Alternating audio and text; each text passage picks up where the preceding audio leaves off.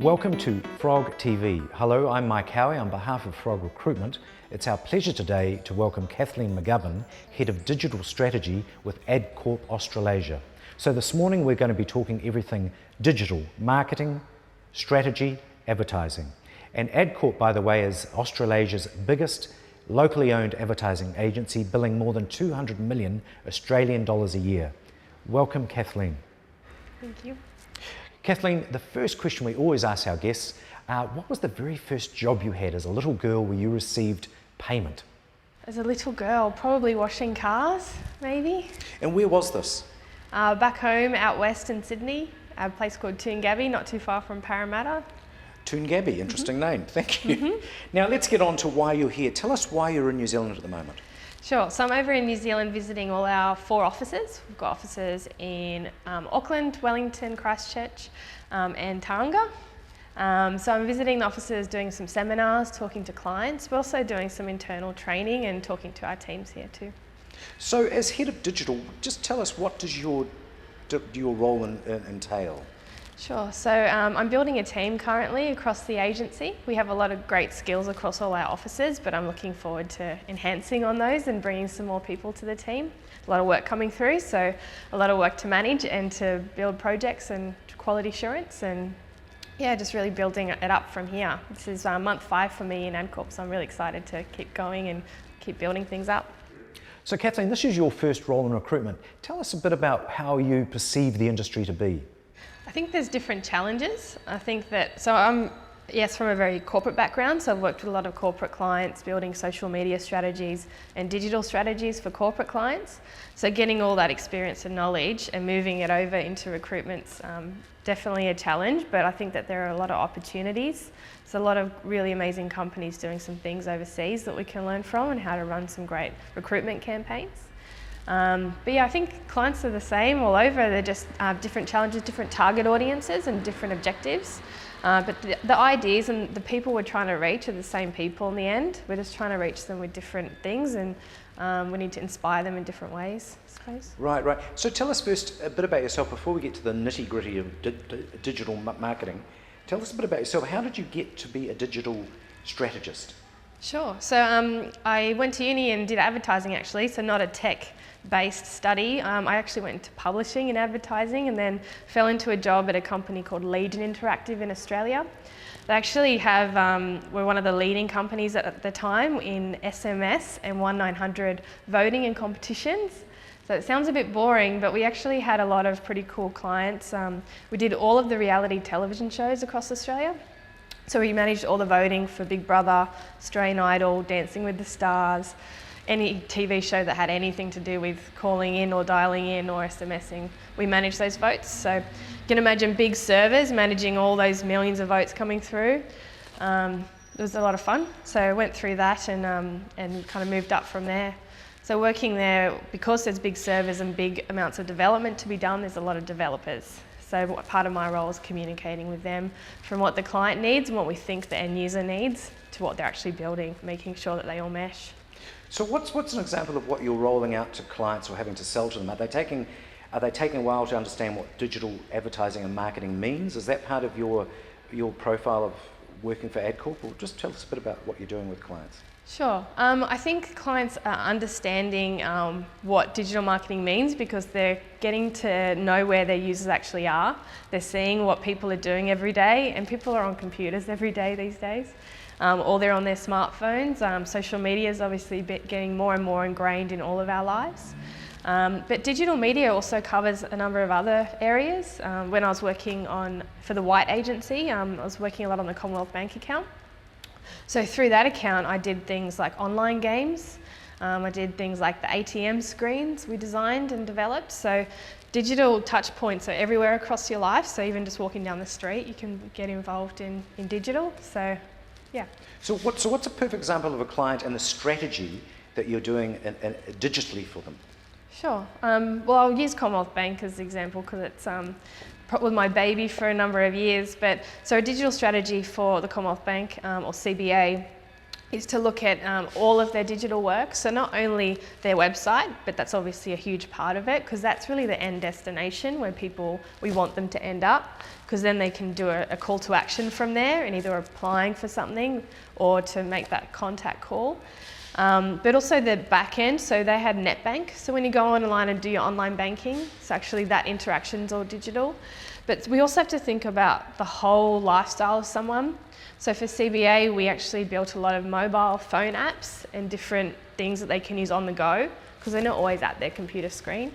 So a digital strategy looks at all the touch points we reach them at during the day, and how they work together so that it's not a jolt in communication. So they're not getting one message from their website and then you go onto an ATM screen and it's telling you something else. We've got to make sure it's a smooth transition. And obviously the word strategy, it's for long term. We're not just thinking about tactical responses to what an audience might need. That's a campaign. That's a campaign that we run off these platforms we've built. So what I do is more about building things that are long-term, steady investments, and then we can run campaigns off those. Right, so a bit of nitty-gritty for a second. What's the biggest obstacle selling to corporates about digital marketing and advertising? Do they get it? They get it, I think, and I think at the moment the biggest struggle we're having is in regards to social media. There are a lot of opportunities in social media, and we have lots of research to prove that this is a really great way, especially in recruiting people. But clients tend to be a bit scared of it because they see everything that goes wrong, and there's a lot that can go wrong in social media. But by doing a strategy, by doing a social media strategy, we can actually manage risk and try to see things that might happen before they do and be really smart about it. So we can still, because you can imagine our users, the people we're trying to reach are on social media. They're there already. They're there every day. They're spending their lives there. So it makes sense for us to get involved in that environment. People are scared of making that step because of all those risks. So what we need to do is develop a strategy to help risk management and even emergency management. So be prepared and be ready and be smart about it. And again, thinking long term, not just jumping in and doing a campaign to try to hire one type of person. Let's think about how we can build a relationship. So down the line, we actually have more of a talent community that we can call on for specific roles. So it's educating clients that we can do it safely, and that we do have a bit of a safety net if we do it properly and spending that time. So just tell us a bit about what the disaster strategy might, what you would offer, or what one of your solutions would be for people who are very worried about putting themselves out there as a corporate in the social media environment. Yeah, well, of course, there's the stuff we do beforehand to plan so it doesn't happen.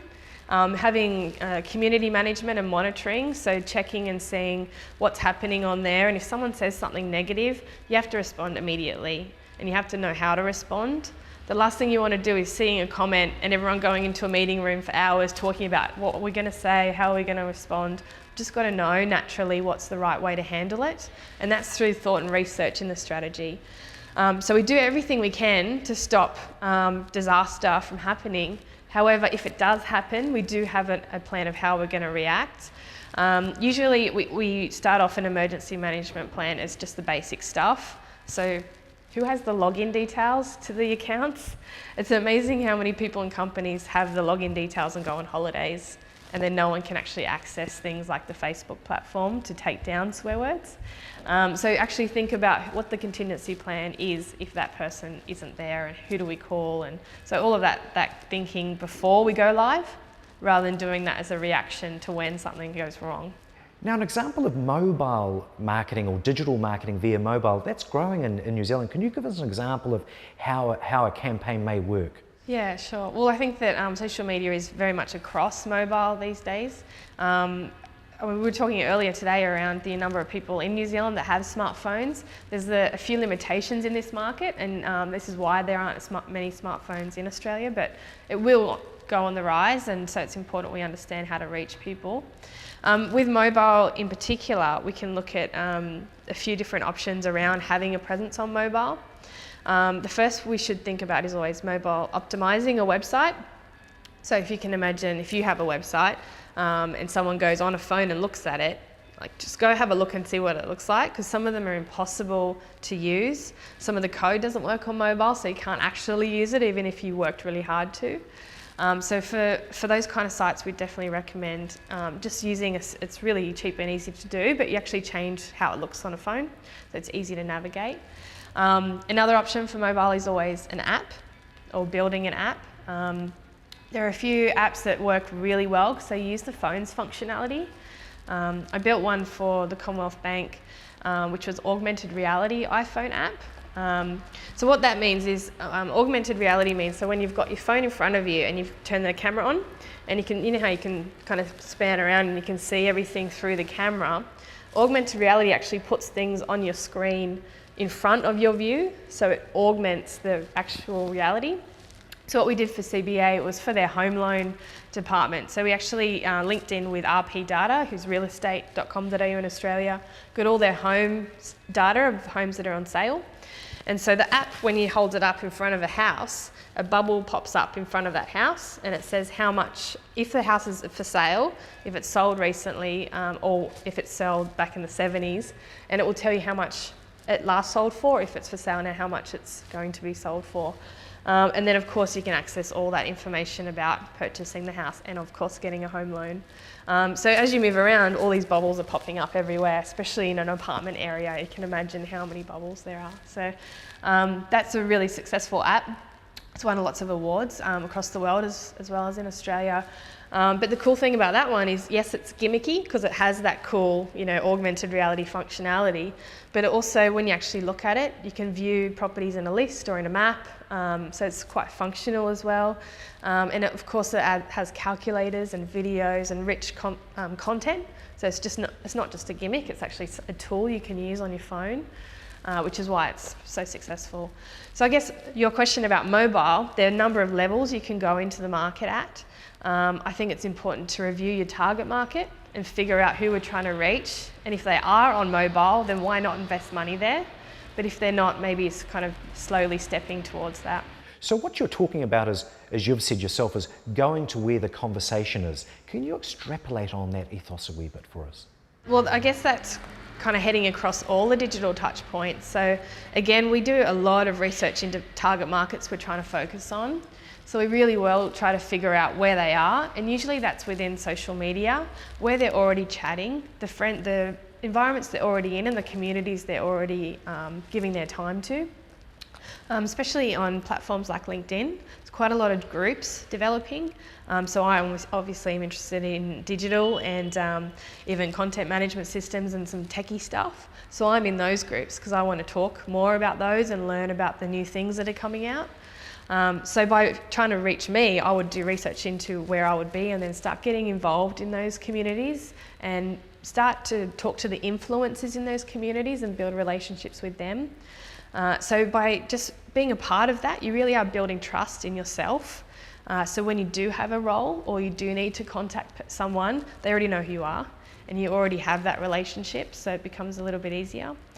But again, going back to that target audience, you can't just go and be in every community. So you've got to find the communities that are right for the people that you're looking for.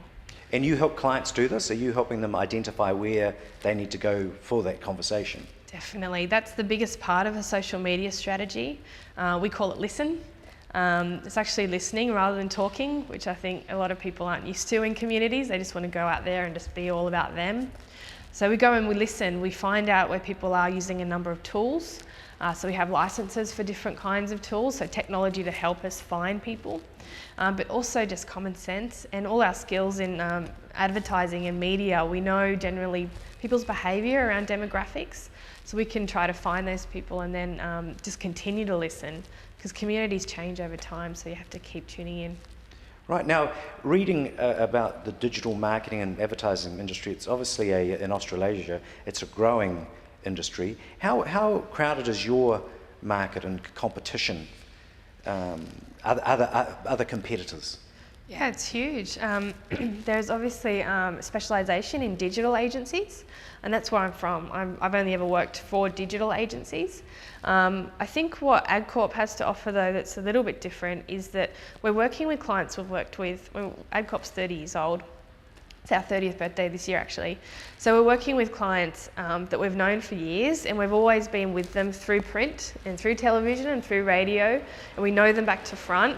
So we can actually now start to evolve with them and work with digital with them and actually combine all of those things, because they're not dead, they're still there. We have to figure out how a user moves through seeing an ad in a magazine to therefore seeing the URL or the Facebook thing and then going there, and so continuing that message across all our platforms. Whereas a digital agency can come in and just do the digital stuff, whereas I think what we can offer is a full path through their day. So Kathleen, the final question is, what are some sites that you go to every day to get the good oil on your world and the bigger world? I check out a lot of sites every day, but mainly I do all of that through Twitter. So on Twitter I follow all the sites that I like, and I can see what articles they're posting, and then I look at the ones that I'm interested in. So I follow a lot of people on Twitter. It's a bit hectic, but definitely Mashable's a really good site that I look at, and then a few other industry sites in Australia too. But as a part of my role for Adcorp, I'm actually developing Adcorp's website and our social media strategy. So right now it's in construction, but very soon hopefully it's going to be a destination where we can have a bit of a combination of those learnings, and especially in our social media feeds. So it's, stay tuned to those, because they should be pretty good soon. Kathleen, on behalf of Frog Recruitment, thank you so much for speaking to us today. And to you, the viewer, keep tuning into Frog TV, where in the future we will continue to interview thought leaders from around the world in marketing, commerce and recruitment. I'm Mike Howie, thank you so much.